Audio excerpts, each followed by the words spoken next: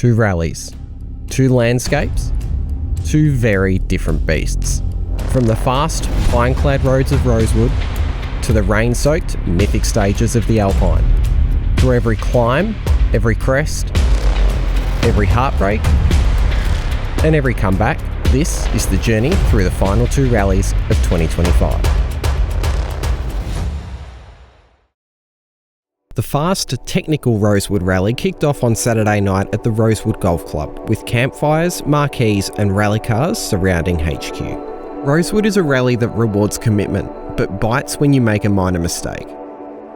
5 crews chose Baracatt as their tyre of choice, ready to test themselves against the clock and the competition. Michael and Tim Valentine, Jamie Neal and Russell Hanna, Riley King and Aaron Topliff, Dean George and Tyler Beer, and Ryder Shimon and Scott Mulling. Each had their own goals, each had their own reasons to push. The Valentines came into Rosewood looking for rhythm and reliability following their sour run at Monaro stages. Last event was a bit disappointing. Obviously, we trying to get ready for the Alpine. And it was the first time we'd run the car since the last Alpine. The motor let go in stage 7, had a conrod go through the side of the block, so Jamie Waterhouse rebuilt the motor and put it all back together. One of his staff drove it on the trailer yesterday because we picked it up coming down, and my son drove it off this morning. I actually haven't been in the car at all. The father and son duo claimed 6th outright, though it wasn't without issue, with a terrible engine misfire throwing their Alpine reliability into question.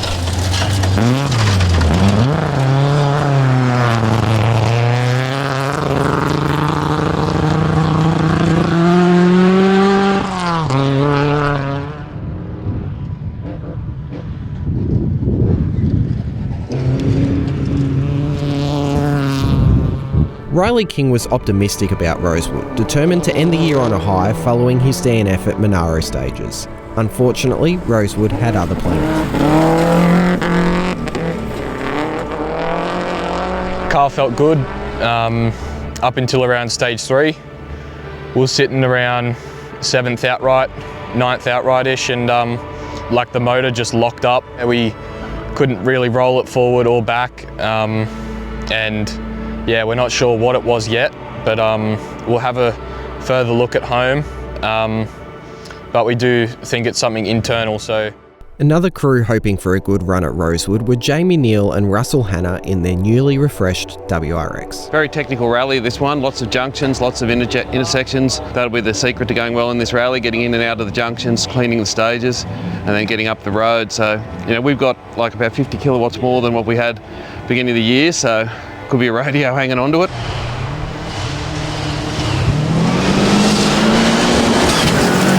But rallying is a cruel sport, as Jamie and Russell were reminded, overshooting a hard-to-see corner on SS3 and ending their event. Rosewood showed the true highs and lows of motorsport, but for some Baracatt crews, it was only half the story, because just over the horizon was the Alpine Rally.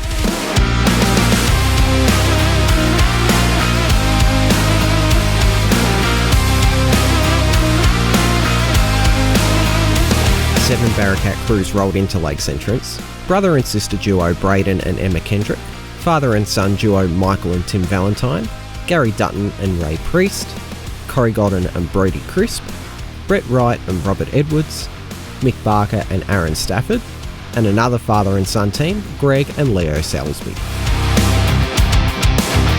The first day of the Alpine starred 3 dry, dusty stages designed to sort out seating, and sort out seating it did, with Gary Dutton and Ray Priest moving 58 places from 86th to 28th. So preparation, we come from Queensland, and preparation began months ago.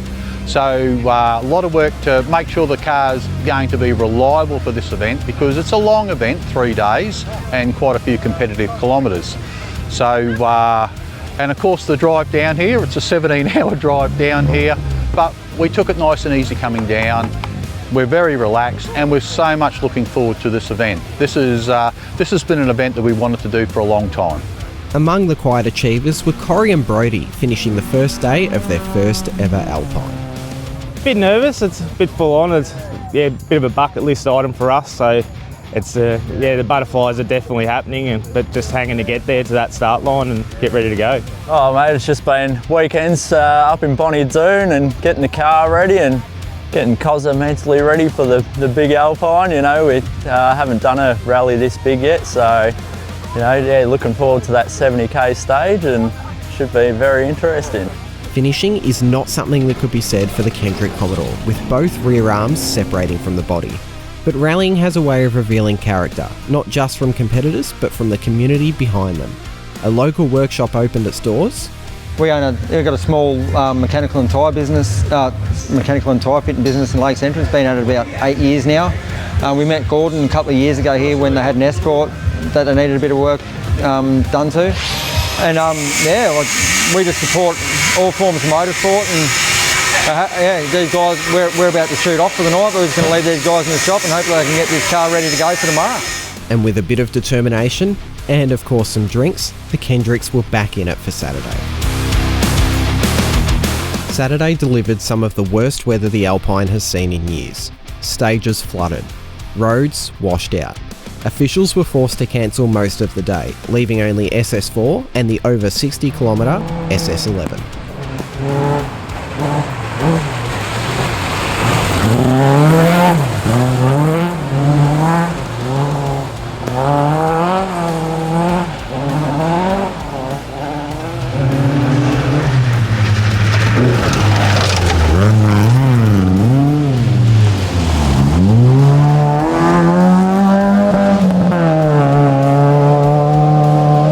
I've always wanted to do the Alpine for a very long while, so it's a bucket list thing for me. I've been rallying for about 40 years. I started off doing wind safari and things like that. I've been doing the AMSAG series in New South Wales for the past 30 years.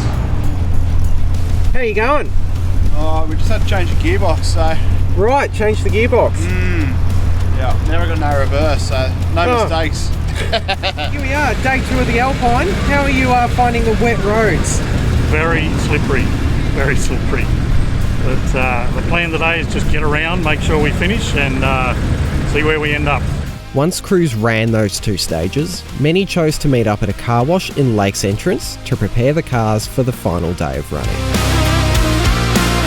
Chowing down on some servo food. I am. I haven't eaten much today. How'd your day go? Slippery, very slippery. It sort of breaks out, I suppose, from yesterday.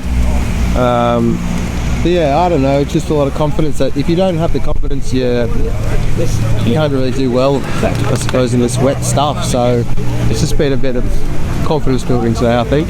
It was bloody scary at a couple of spots, like really, really scary. And we had to back off just to make it through in the end. Like, I think we got to about 25k's left and Brody was like, you just need to slow down. We had probably 5 or 6 really big moments in there, so yeah, it was good to get right to the end and get it done. It was quicker than what I expected anyway, the 75k stage. Sunday would be pivotal in the 2025 Alpine Rally. While all the Baracatt runners survived to the end of day 2, day 3 would see hard work for the Valentines, Salisbury's and Gary Dutton and Ray Priest come undone. It was pretty slippery and greasy, and then we got an accelerator cable jammed on, which made it very interesting for the last 5 or 6 Ks. That was a drama, but we sorted that out and lost a lot of lake time, and anyway got here and rushed into this stage, stage 11, and we just took off from the start, and guess what, broken tail shaft. Front of the tail shaft snapped and kicked the back into the air, and anyway, we're off the road, so unfortunately our campaign's to an end. Though for Braden,